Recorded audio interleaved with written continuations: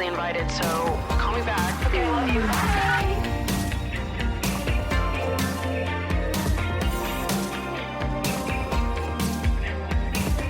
What's up, you guys, and welcome back to Emotionally Online, the show for spilling guts and sharing secrets, hosted by yours truly, the one and only Maddie Drossbeck. Happy Friday the 13th, everybody. When you're listening to this, I am trying to get a spooky flash tattoo.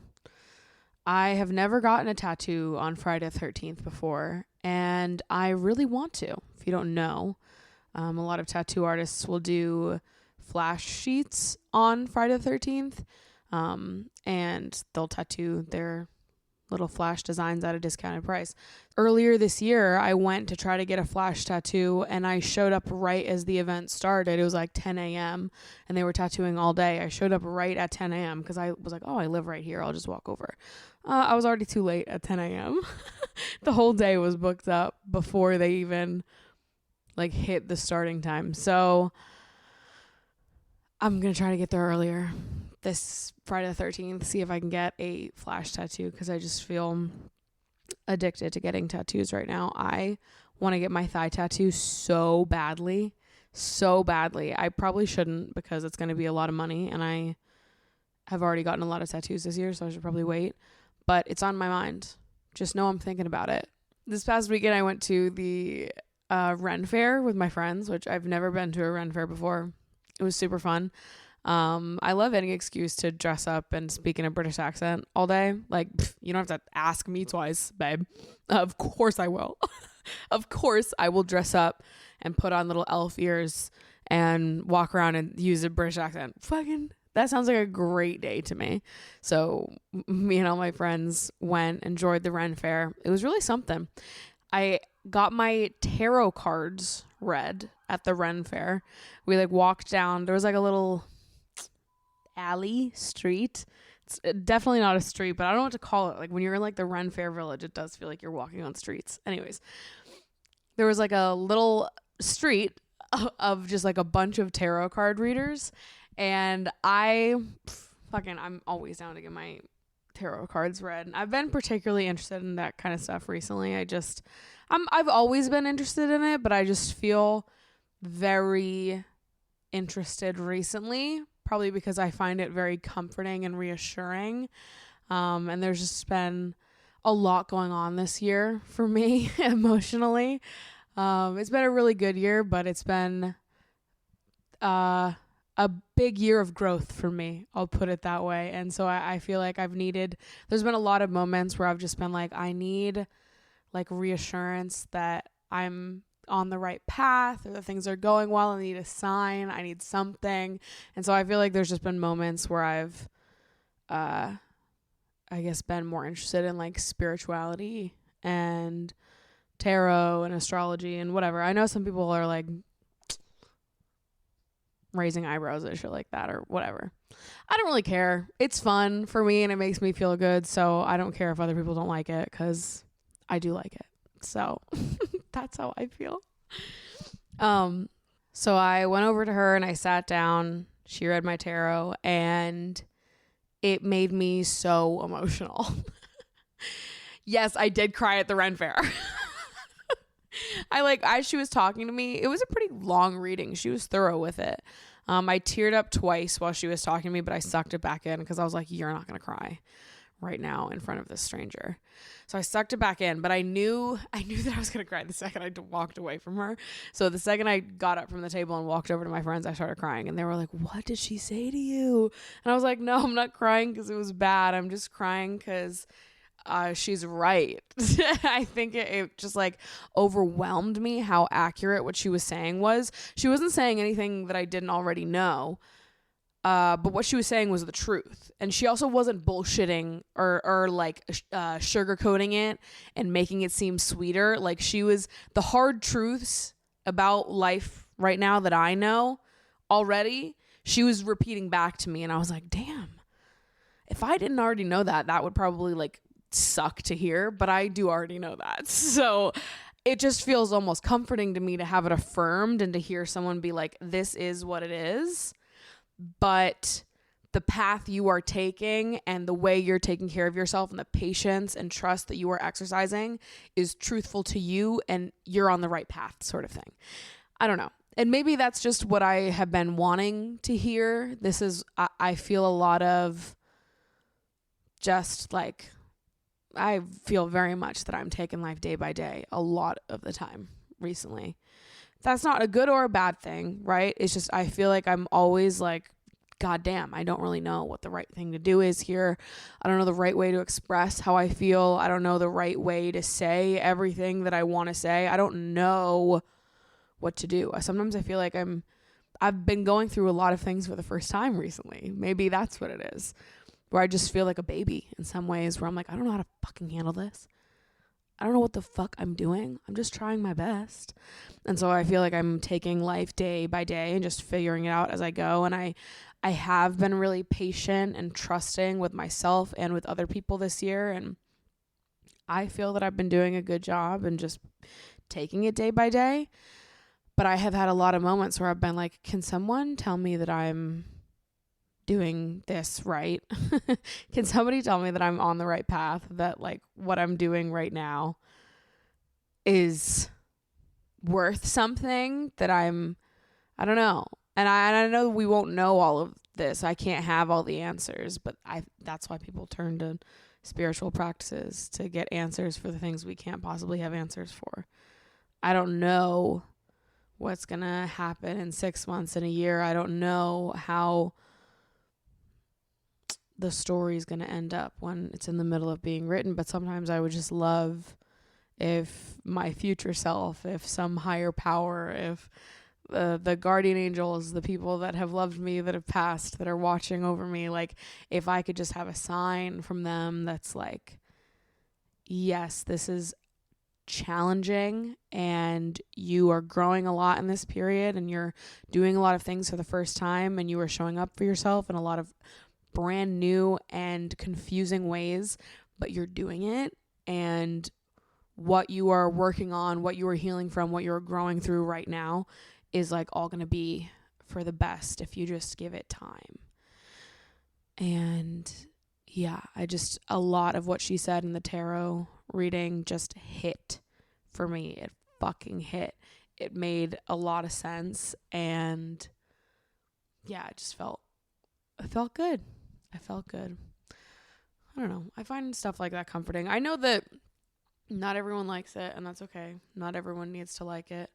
I'm someone that really doesn't know what I believe in. I'm very open-minded to everything, though.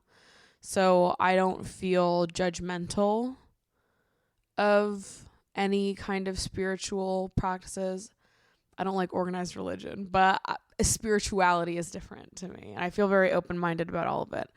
I don't know. I don't know what I believe in. I don't know what I think is true or not true, but I know what feels comforting and what feels good. And I think I am more inclined to believe that there is, I don't know, power in the universe, that our actions stack on top of each other and multiply, that our future selves and our guardian angels, that they have stake in what happens to us.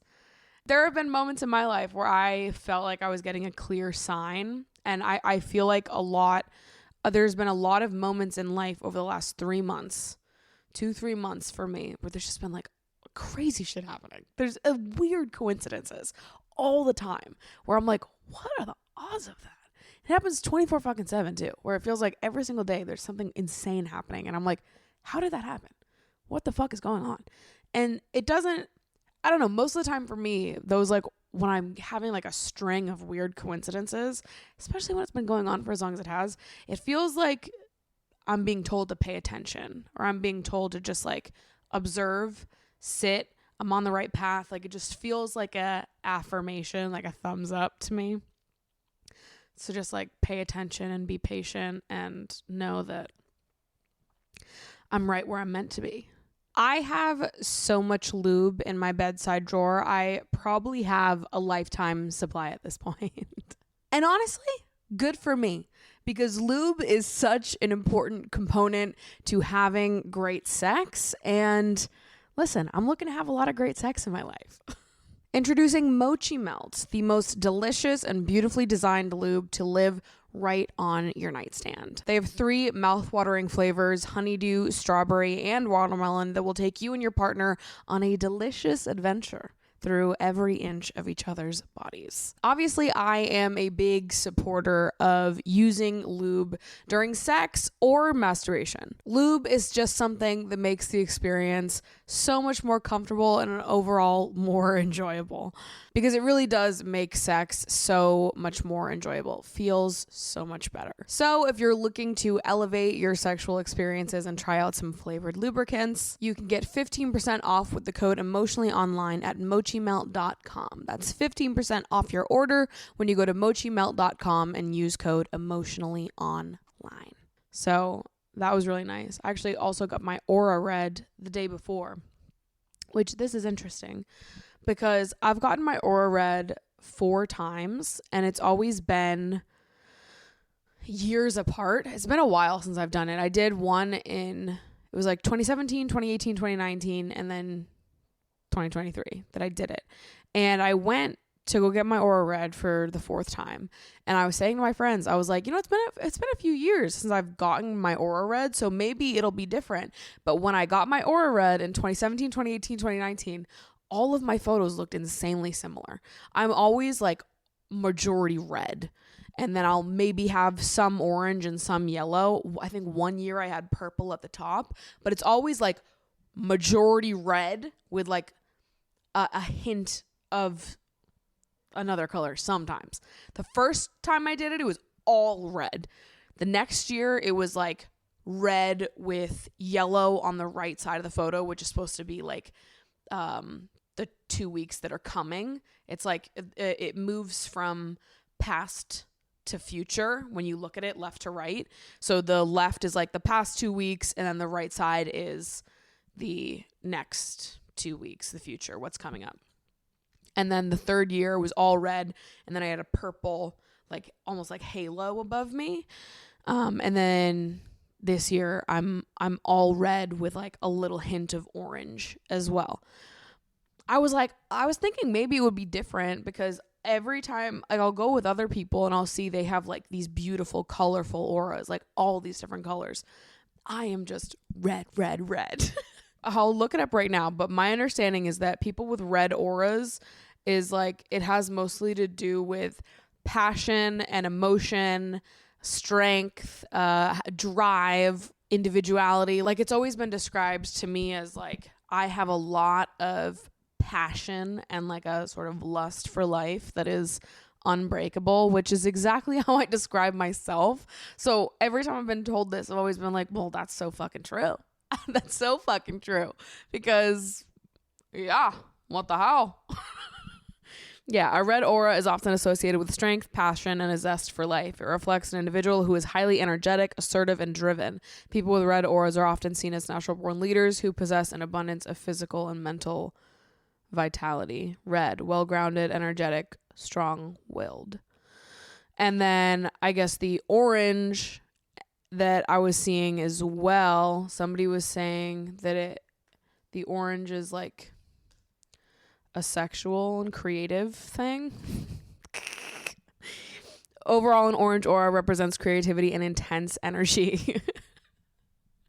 Orange is associated with the sacral chakra, associated with the emotional body and sensuality. If you're seeing orange in your aura, that's a good indication that your sacral chakra is unblocked and in flow. Period. Confidence, optimism, creativity, inspiration, emotional balance. So, I don't know. Listen, I like those explanations. It's fun. I got a cute little picture. It's just so weird to me that it's always the same. I was saying to my friends, I was like, next time I'm in like a deep depression and everything is awful, we need to go get our auras read to see if it's different. Because maybe it would be. I don't know. Maybe I'm just, my vibe is so intense and consistent that it just doesn't, it's not going to vary. I am who I am, baby. So I started watching Love is Blind season 5. I am not all the way caught up. I probably watched 5 episodes right now. They just finished their honeymoon and now they're going into living together, but I haven't seen any of the living together stuff yet. So I'm behind what's currently been aired. But I started watching and I already have so many thoughts. But again, I haven't seen everything. So if I say something that you're like, no, because this happened, I might not have seen it. So my opinions could change. My thing about Love is Blind is I wish the show was like a little bit more self-aware, because this show isn't about testing whether or not love is blind. Let's be honest. I wish that the producers would be like a little bit more self-aware for what the show actually is. This is why I love Love Island, because I feel like Love Island is very aware of what it is. But then with shows like Love is Blind, we're testing to see if love is really blind. Like, we know it's not. So we proved it. We proved that it wasn't the first season. And we already knew that it wasn't. Also, not to mention, the people that you have on the show, a lot of them don't look like intensely different from each other. You're not casting people for the show that are like of a really diverse range of appearances and experiences. These people are all relatively similar to each other. So I don't know, every time I watch it, I'm like, why are we continuing to act like this is some type of legitimate social experiment? Because it is not. Like, I wish it would just, I don't know, I wish they would, like, enough with the narration of like seeing if love really is blind. It's fucking not. Like, I think the concept is interesting. I would love to go on a blind date. I think it'd be fun. I think dating in pods sounds fun, but I'll be honest, the reason why it sounds fun to me is not because of the blind part. It's about the, like, just getting to sit and talk to somebody and having nothing else scheduled besides sitting and talking to somebody. Like, the appeal of the pods to me is the same reason why I would love to just lay in bed for an entire Sunday with somebody that I'm super into and talk to them for hours. That sounds fun to me for the same reason the pods sound fun to me. Like, yeah, I do just want to like chill out on a couch and talk to somebody and learn every part of what makes them tick as a person. I do want to sit there and just like, let's get right in. All right, baby, let's strap in. Tell me everything about you that I've ever needed to know ever. And they're doing it because they're like, oh, we're getting engaged. And I'm doing it because I'm like, let's fall in love. Why don't we? We don't need to get engaged, but like, tell me everything. Tell me fucking everything. So I don't know. It sounds fun to me, but I think the reason why it sounds fun to me is just because I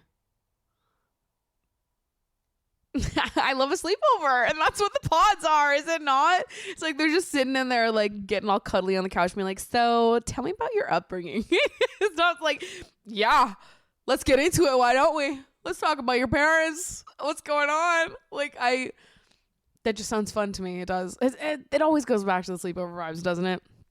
Anyways, okay, Love is Blind season 5. So there was an interesting conversation about cheating that happened in episode 1. Before I talk about it, I just want to say I'm on neither of their sides. I wouldn't date either of these people.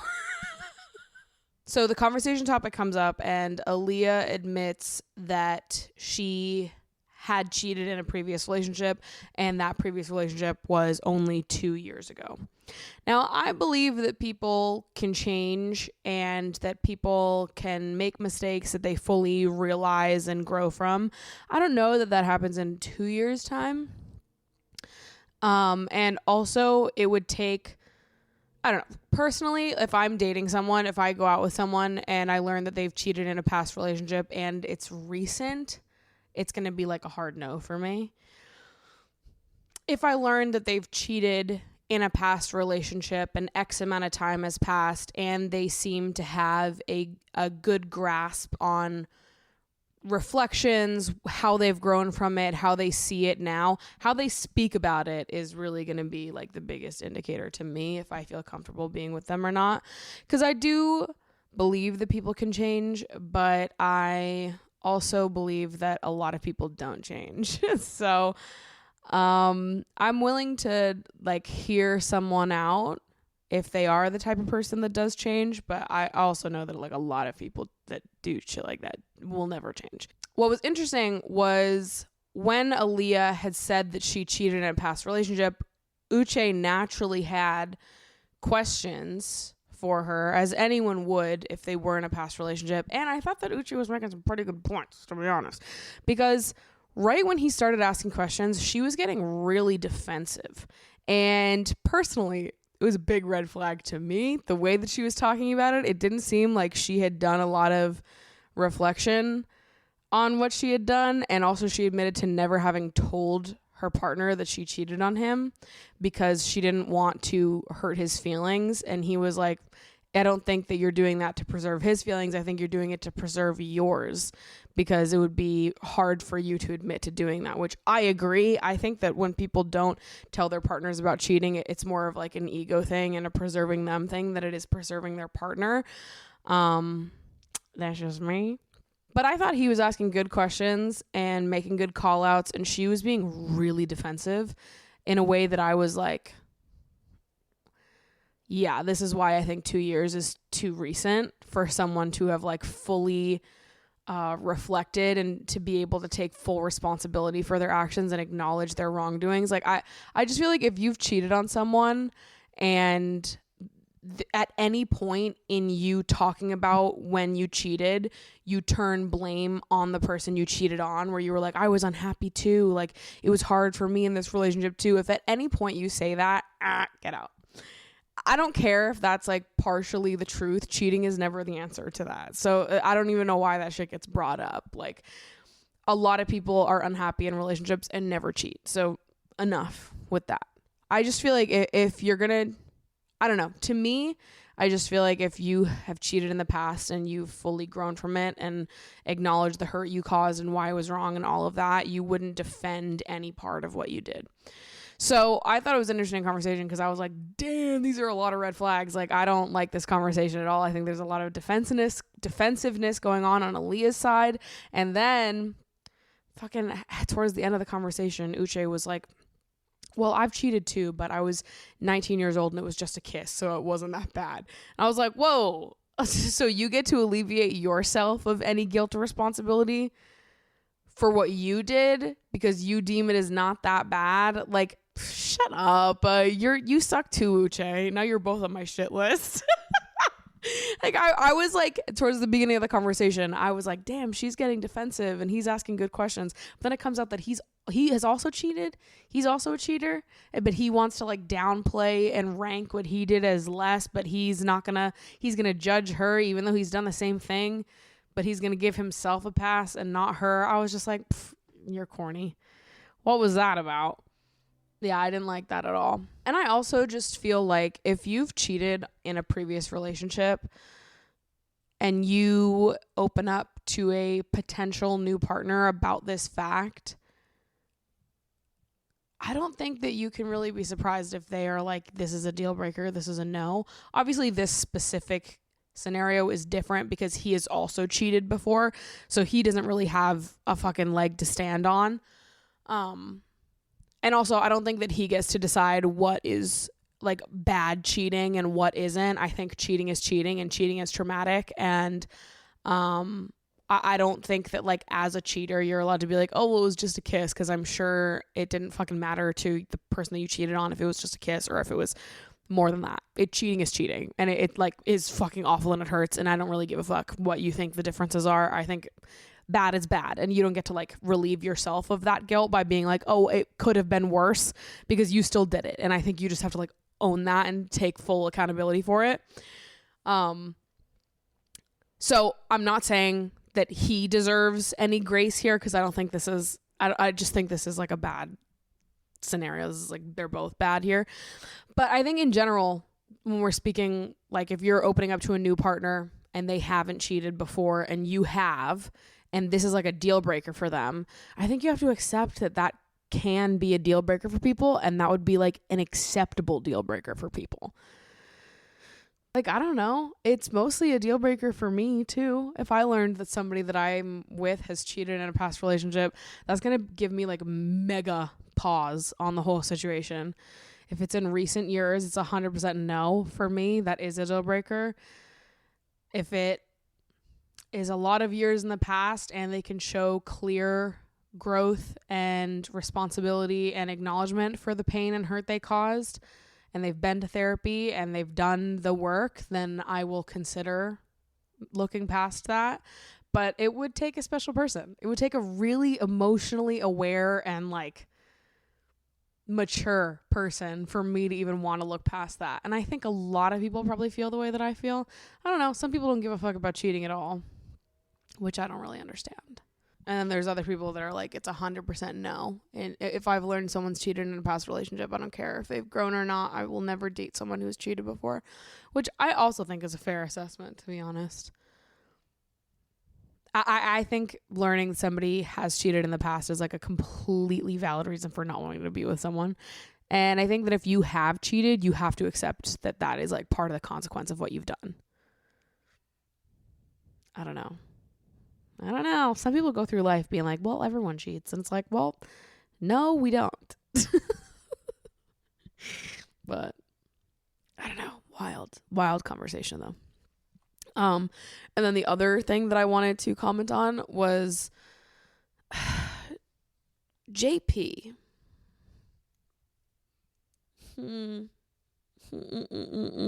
First of all, I knew that man was a walking red flag when I picked up on how much fucking USA merchandise that he not only owns, but brought with him for filming.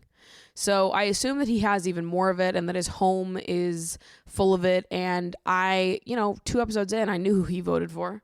I didn't need to ask. I knew.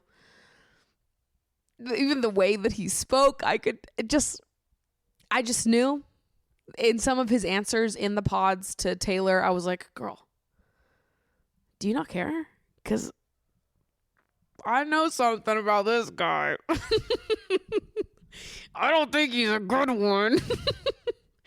And then they get engaged and they do their first meet, and then they're on the honeymoon, and he tells her that the like vibes are weird for them on the honeymoon. And it basically, he says that like things have changed. His energy shifted because she wore makeup on the day of their first meet, and it meant that she was fake, and he preferred that she wear no makeup because she's more beautiful that way. And she was like, what the fuck? Like, I don't wear makeup for you. Also, what do you mean? Like, I'm fake because I wore makeup to get engaged, to go to our first meetup, and I'm meeting you for the first time, and I just want to like feel good and feel my best. So I put on makeup, and you have the audacity, nerve, and gall to be like, and because you wore makeup, I've been treating you different for the last 5 days, and you shouldn't wear makeup because it makes you a fake. JP, are you on drugs right now? And then he has the audacity, nerve, and gall to be like, what? So 95% of women would be thrilled to hear that I prefer them without makeup. This guy's dense as fuck. But I wasn't surprised, right? Because all the United States of America fucking merchandise that man was wearing, I was like, yeah, of course. What do you mean? What do you mean? This man was walking around like, USA, USA, and we thought that he was going to be different. No, we didn't. I didn't. I knew that he was going to be like that. Personally, I wouldn't have need to look at his face to know that. I got the vibes. The vibes were present. But Taylor stood up for herself, and she broke it off with him, and they're not engaged. And good for her, because that was crazy. That's Crazy Town USA. Fall is here, and I've been having the most fun ever doing my 30 Outfits in 30 Days series over on Instagram, in which I have featured quite a few of my recent Nuuly rentals. Nuuly is a subscription clothing rental service in which for just $98 a month, you get access to renting any 6 styles. You'll have access to thousands of pieces from hundreds of different brands, so you'll be able to explore new brands that you haven't tried before or try out some new pieces from brands that you already know that you love. Anthropologie is a brand that I shop at a lot, and lucky for me, they are all over the place on Nuuly. So I've gotten to try so many pieces from Anthro that maybe I've seen in store, I've seen online, but didn't know if I was going to love it. Now I get the opportunity to try it out before making the purchase. They carry sizes up to a 5X as well as some petite and maternity sizing. You order your pieces, enjoy them for 30 days, and then at the end of the month, if you really love your pieces and they've grown on you a lot, you can buy them for a discounted price, or if not, you just throw the prepaid shipping label back on the box and send it back on to Nuuly. They've got fast free shipping and returns and a state-of-the-art cleaning facility, so if you get any stains on your clothes while you're renting them, a strap breaks, anything like that, don't worry about it. Just send them back to Nuuly at the end of the month and they will take care of it. Nuuly is a great value at just $98 a month for 6 styles, but right now you can get $20 off your first month of Nuuly when you sign up using code Maddie20. Just go to NUULY.com, that's Nuuly with 2 U's, and enter code Maddie20 to sign up to get $20 off your first month. Again, that's NUULY.com, Nuuly with 2 U's, and use code Maddie20 for $20 off your first month. All right, why don't we get into some submissions here? If you don't know, there is a submission box for this show where you can submit anything and everything you like. Requests for advice, update on the gossip and the drama that's going on in your life, anything that you'd like to share at the sleepover, you are welcome to share at the sleepover. So without further ado, let's get into it. Hello, Maddie. About a year ago, I met the love of my life, and I feel blessed every moment I get to share with him. However, I have been dealing with this insecurity that never seems to actually resolve. We have both struggled with eating disorders in the past, which have taken different forms, his more extreme than mine. He is naturally very skinny, and I am not. Although he has never criticized my body, in the back of my mind, there's always this worry that he would rather be with someone more appropriate for him, like the model thin girls he's dated in the past. I often find myself unconsciously comparing our bodies and feeling pressure to change myself. Also, on occasion, he will make fat-phobic remarks towards others or himself, which I've understood has come down to ignorance and his family background, and I always make sure to firmly correct him. And in the moment he listens, but he has a lifetime of these beliefs to unlearn. I feel uncomfortable being vulnerable with him about my body insecurities, knowing that there is a part of him that idolizes thinness. And I sometimes think that if I weighed more, he wouldn't have fallen in love with me at all. I wonder if I will continue to feel triggered by him for as long as we're together. I know our love transcends physicality, but I constantly feel reminded of how much larger I am than him. I'm so sorry. That's really hard. Yeah, this is really difficult. I feel like being someone who struggled a lot with my body image in the past and has now been in a very different, more healed era of my life in the body image department for the last few years. It is difficult for me to be around people that lack a self-awareness in this department. I'm not saying that it's difficult for me to be around people who struggle with their body image. I'm saying it's difficult for me to be around people who lack a kind of like self-awareness when it comes to what they're saying and who they're saying it in front of.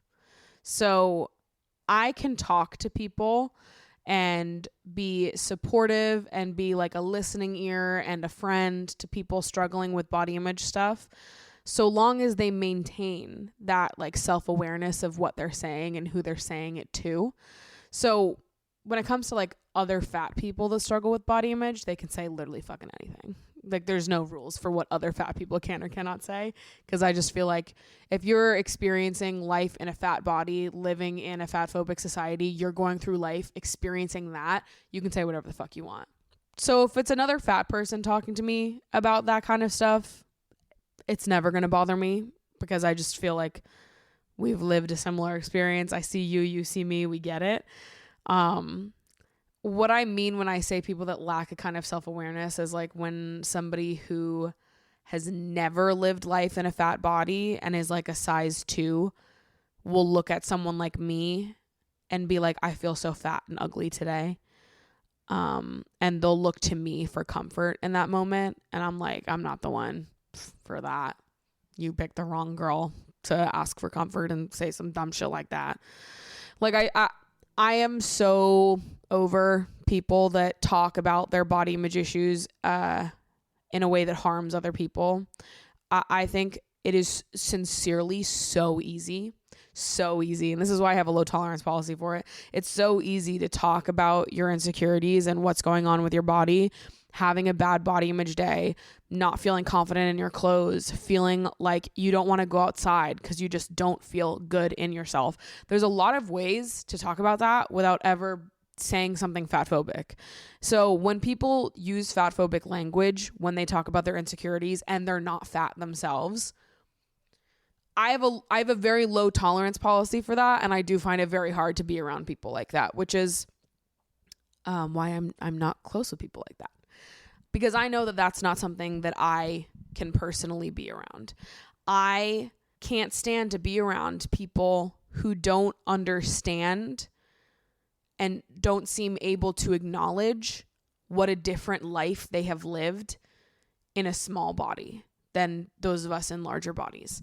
Like I have plenty of people in my life that struggle with body image issues, but none of them would ever say something fat phobic about themselves while venting to me or claim to like understand my experience as a fat person because they also struggle with body image.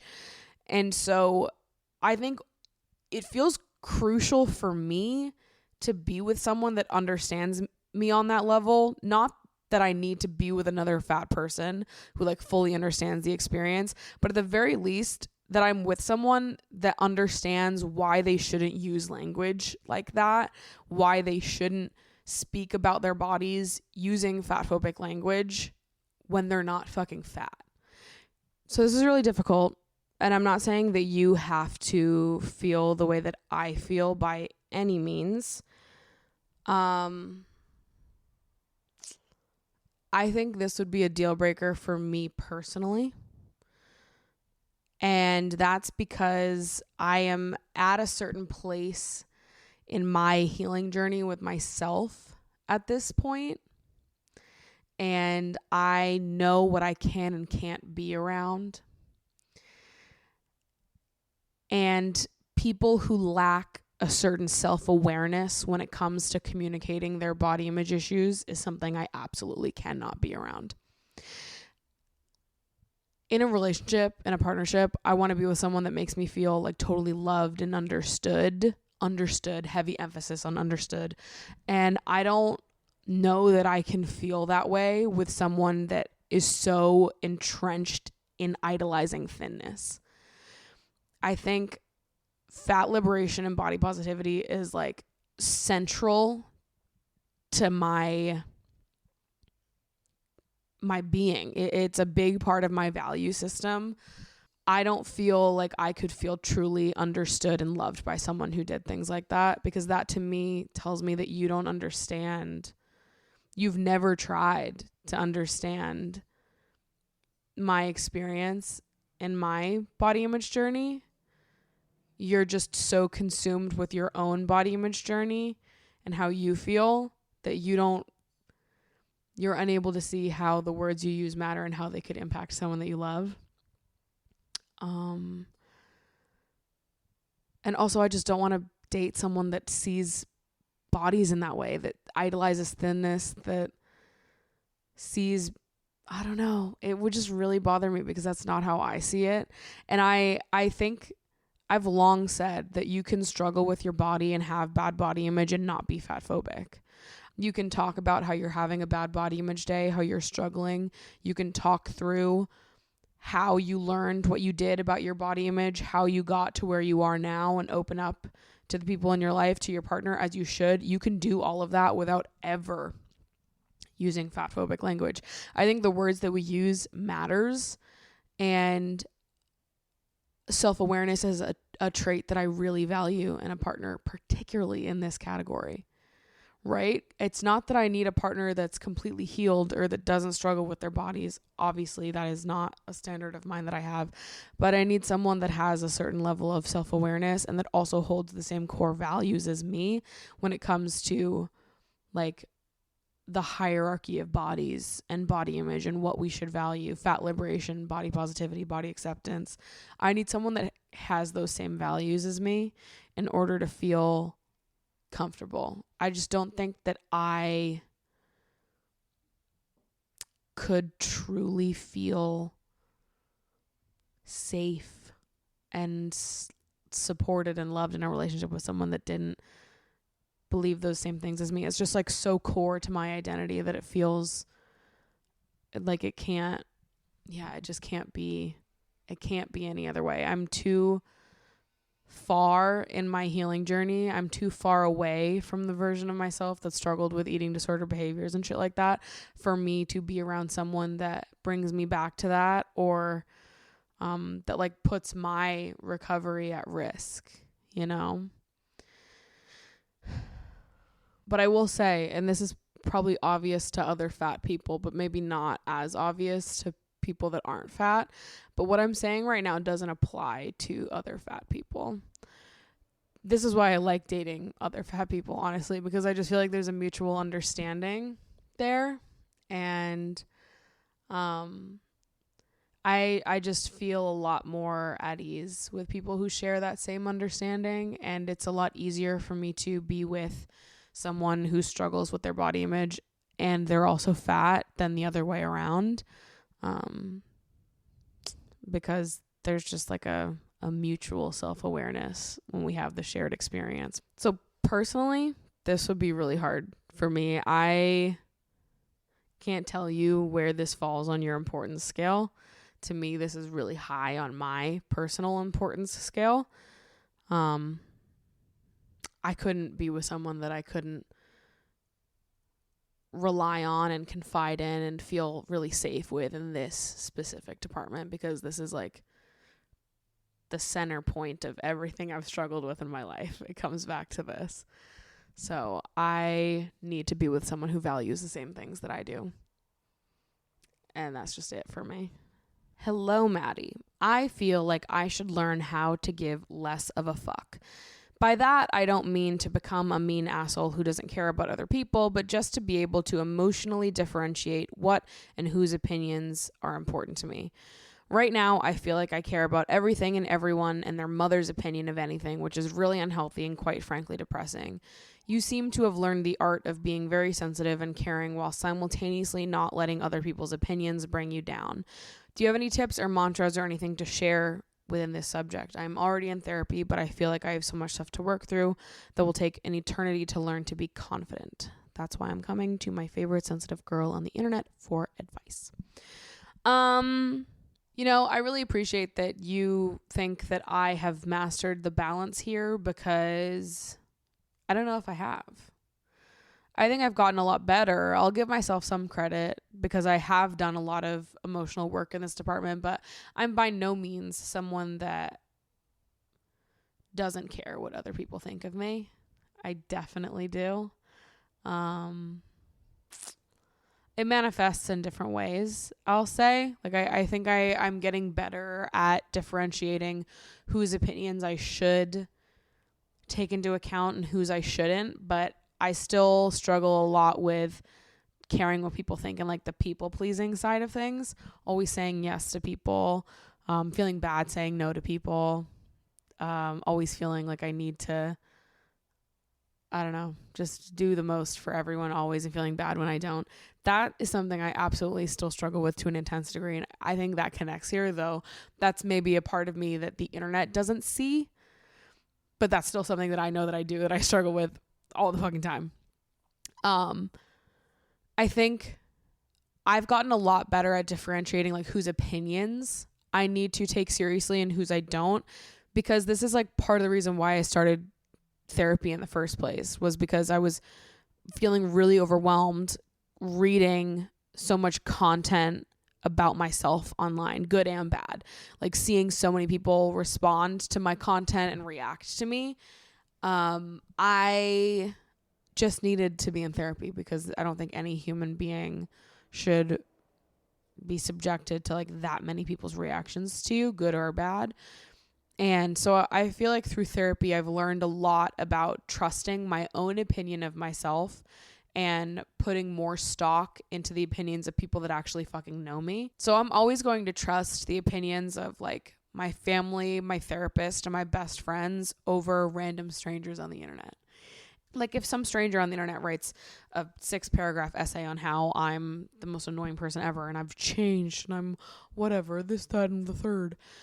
And they think one way about me, but my best friends and my family and my therapist all disagree with them, who do you think I'm going to trust? Whose opinion do you think that I'm going to put more stock into? Obviously, it's the people that know and love me the most, the people whose opinions I trust.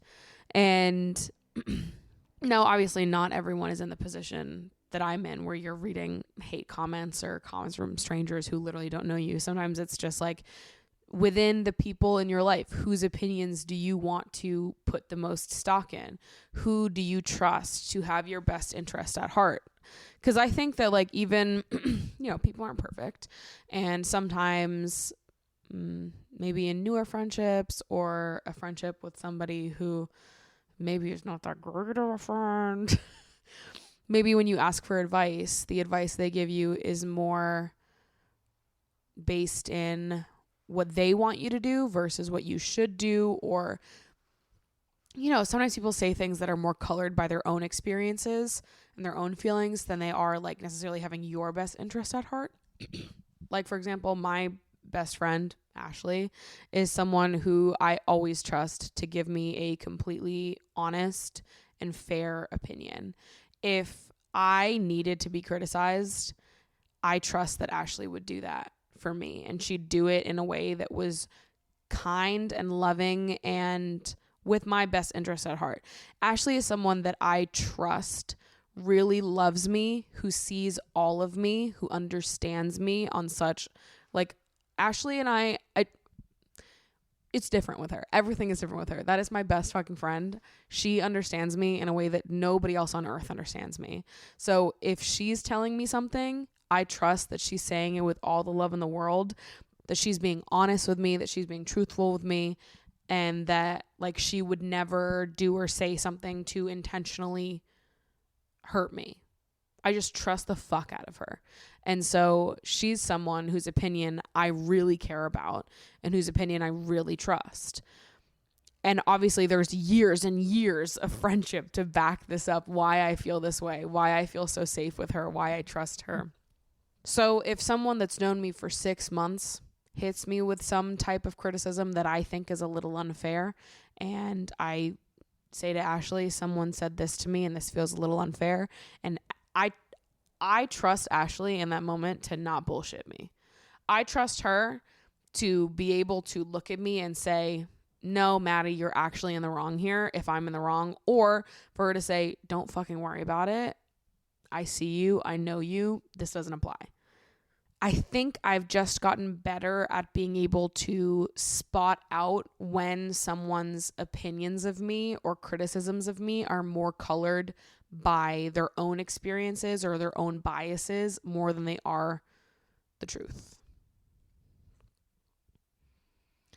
And obviously, like on the internet, it gets even more complicated, right? When people are like just straight up leaving hate comments and shit. I mean, I guess this happens in like real life too. People are just fucking mean for no reason. But like there's so many reasons why people can be mean and nasty and unkind to you. So many reasons why someone might not give you the benefit of the doubt, why someone might assume the worst from you, that have nothing to do with you. People have like their own sets of issues and their own shit that they're dealing with. And sometimes that is really influencing how they're speaking about you, how they're judging you, how they're seeing you. And it's not necessarily anything to do with you. Like, for example, jealousy is like a big motivator for why people act in wild, asshole-ish type ways, especially on the internet. People feel jealous of someone, and people, maybe they really like a creator, and then slowly over time they start to feel really jealous of this creator to the point where they have to invent reasons not to like this person to convince themselves why they actually shouldn't be jealous of them. People have to boost themselves up by making other people feel like shit. And I think over time, when you become more secure in yourself, in your own perspective, when you have those people close to you that you really trust the opinions and assessment of, when you have this like jury of people, including yourself, that will help you navigate like worthwhile criticisms versus criticism that you should throw out, when you have a better group of people and a more solid footing with yourself, it'll become a lot easier to separate what you should take to heart and what you shouldn't, what you should care about and what you shouldn't. And it is hard, but it does get easier. And that's what I'll say. I'll say 2 years ago, I struggled with this a lot more than I do now. Hello, Maddie. You've changed my life, and your videos and podcasts bring me immense joy. I was wondering if you have any thoughts on the overuse/weaponization of therapy language that really ends up just making people less connected. I'm a therapy girly, gender neutral myself, and I'm so thankful to have had access to so much amazing mental health care. However, a friend of mine just told me that it is unhealthy of me to need a point person in social situations, like someone to check in with, and it is unhealthy to need reassurance from people. I'm both autistic and a survivor of emotional abuse, so this is crazy to say to me from the standpoint of me having things that I can't fully heal from. But also this idea that being fully independent is the goal in therapy is really concerning to me. I do think being comfortable being alone is a great goal to have, but not to become completely emotionally detached from yourself and others. Just thought that you would have good stuff to say about this since you're also emotional and in therapy, and because maybe you've run into people like this too. Much love from a fellow sensitive, often weepy, highly romantic human. Yeah, I completely disagree with your friend. First of all, I do agree that there is a problem with like the overuse and weaponization of therapy language. This is not an example of that. When we talk about the overuse or weaponization of therapy language, it's when people are using therapy language in situations where it does not apply. Like when men are saying that it's my boundary that you don't have any male friendships. It's my boundary that you only talk to me and that you don't talk to anybody else. The whole fucking Jonah Hill? I always confuse Jonah Hill and Seth Rogen, so that's why I paused there for a second. I think it was Jonah Hill. The whole Jonah Hill shit where he was like, it's my boundary that you don't wear bikinis, and she was literally a surf instructor. Her job was to be in the water, and he's like, my boundary is, it's like, that's not a boundary. And like that is what people are referring to when they are talking about the overuse and weaponization of therapy language, using buzzwords and shit that you've learned in therapy and applying them in ways that absolutely make no fucking sense whatsoever, not just like applying what you learned in therapy in real life, because you absolutely should be doing that. Part of why we go to therapy is to learn things that we can then implement into our day-to-day lives that make our lives better. So if you know that you struggle with a lot of social anxiety and it helps you to have a point person when you're in group social settings where you can check in with them and just sort of like, ground yourself a little bit, then that's awesome. And there's nothing wrong with that. That's wild that anybody would say that from you. And also, it is not unhealthy to need reassurance from people. I can't stand this line of thinking. The hyper independence crew. These people miss the mark, right? And this is coming from someone that is very independent. I work for myself. I live alone. I do a lot of my life by myself. I've been single for many years. I am a very independent person by nature. I'm also someone who loves community, who loves connection, who craves closeness, and I rely on a lot of people. I could not get through this life without my best friends, without my family, without the people closest to me. Having a solid foundation on your own is great. Being comfortable on your own is great. Not needing people is a lie. We all need people. We all need community. We all need support. Everybody at some point needs reassurance. And I don't get why people think you would need to never need reassurance ever in order to be like a secure person. I don't think it's like people go so far off the deep end where it's like, yes, independence is great. Having security in yourself is awesome. You know, being able to do things for yourself because you want to do them, not waiting around for other people to like give you the permission to go and do the things that you want to do in this life, not always needing a partner, being able to be on your own and feel happy and secure. Those are important. We don't have to go farther than that. We can sit there. We don't have to go past that and go into like the point where you're numbing yourself. You're becoming emotionally numb and detached in the name of independence and being someone that doesn't need reassurance ever. That to me is not being secure. That's being detached. It's being avoidant. And that is not the solution. That is not what we want. There is no world where you are fully healed or you never need to reflect another day in your life. You're done, you finished, you completed life, game over, and you just live the rest of your life. You're like, I finished. I actually did all the work.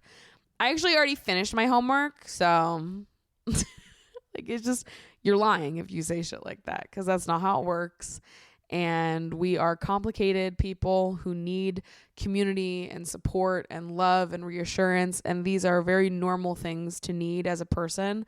And we don't have to shut off those needs or that part of ourselves. And it's wild. It makes me feel really sad for people that think that you do have to do that. It just makes me sad for them. And it makes me wonder like where they learned that they needed to shut off that part of themselves, where people learned that they needed to be cold in that way, that they weren't allowed to ask for reassurance, that it would be a bad thing if they did, connects to all like the too muchness stuff that I talk about. Because I think a lot of people go through things, end up in situations where they start believing that how they feel is too much, that asking for reassurance in a relationship and a friendship is asking for too much from people, that they're a burden, that their emotions are a burden. And I think that's how people end up saying things like this. I can see how it happens, right? Because I've talked over and over again about how for a lot of my life, I felt like I was too much and that my needs made me a burden. When in reality, I think that a lot of people are just really avoidant, and they make people that are not avoidant feel crazy. And so I feel bad for people that think like this, because it's not true. And I don't think this is an opinion you need to take to heart. And I'm sorry that they said that to you, because it's not unhealthy to need a point person in social situations. And it's also not unhealthy to need reassurance from people. In fact, I think it's actually the complete inverse of that. I think it's really healthy to be able to know what you need in a social situation and communicate so that you do feel comfortable. Communicate with friends so that you're able to come to solutions that work for both of you. I also think it's great to be able to communicate that you need reassurance. A lot of people don't know how to fucking do that. A lot of people will just say things in attempt to get reassurance rather than straight up saying like, I need reassurance. I'm feeling insecure today and I would really appreciate if you could just make me feel safe. That's huge to be able to communicate that and ask for that. I think that actually makes you a really healthy person. I think those are green flags to me, not red flags. And I unfortunately feel that your friend might have fallen victim to, the world of hyper independence and anti-too muchness. And that sucks for them. And I hope that they learn that life doesn't have to be that way. And that community and love and reassurance and that kind of closeness is really important. So, yeah, I wouldn't take that personally, though. Anyway, sun is going down. It's time for me to get ready to go to trivia. So I'm going to start getting ready and head out. Thanks so much for hanging out with me today. I hope you guys had a wonderful Friday the 13th. Be sure to follow me on Instagram if you haven't already. Again, I'm doing the 30 outfits in 30 days series throughout the month of October. So be sure to follow me on there. Check out what I'm wearing. Love you guys so much. I will see you next week.